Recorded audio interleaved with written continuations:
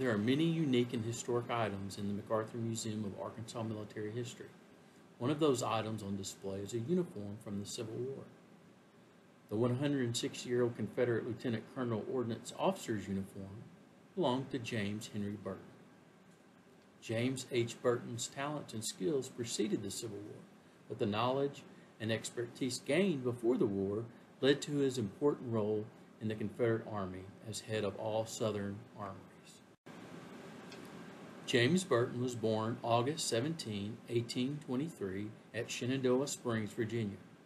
Educated at West Chester Academy in Pennsylvania until the age of 16, he then went to learn the business of practical machinist as an apprentice in Baltimore, Maryland. 4 years later, at the age of 20, he graduated. In 1844, he went to work at the United States Armory in Harper's Ferry, Virginia. His supervisors were so impressed with his work, he was promoted to foreman within a year. While at Harper's Ferry Arsenal, his most famous accomplishment was to improve on the mini-bullet invented by French Captain Claude Monet. Burton designed a barrel which used a hard metal plug to expand the bullet into the rifling, and developed a hollow-based bullet design that worked even better. In 1855, his modified design for the mini-bullet was adopted by the United States Army. In 1854, Burton left Harper's Ferry to take a job with the Ames Manufacturing Company of Chicopee, Massachusetts. This, however, only lasted 1 year due to him accepting a 5-year contract as chief engineer of the Royal Small Arms Manufactory in Enfield Lock, England. He had the responsibilities of setting up new production machinery purchased in the United States. In 1860, the old Virginia Manufactory of Arms, renamed the Richmond Armory in 1861, was reactivated by the state of Virginia.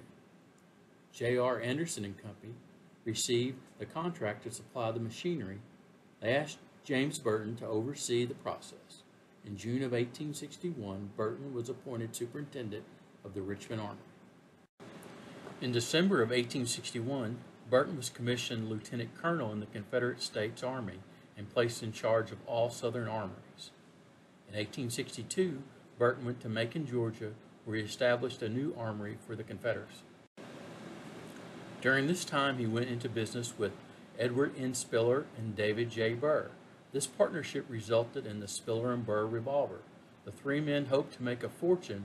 However, delays in the manufacturing due to the lack of necessary equipment resulted in only a few revolvers ever being produced. In 1863, he traveled to England to acquire the machinery and material required for the Macon Armory. He returned to Macon, Georgia in mid-October. Due to the Union blockade, the machinery never made it to Macon. Burton would be captured in Macon and become a prisoner of war in April of 1865. After the war, James Burton was pardoned by President Johnson after he took the oath of allegiance to the United States. He then returned to England and served as superintendent of Greenwood and Batley Armory. In 1873, he returned to the United States due to ill health and took up farming near Winchester, Virginia. He died there on October 18, 1894.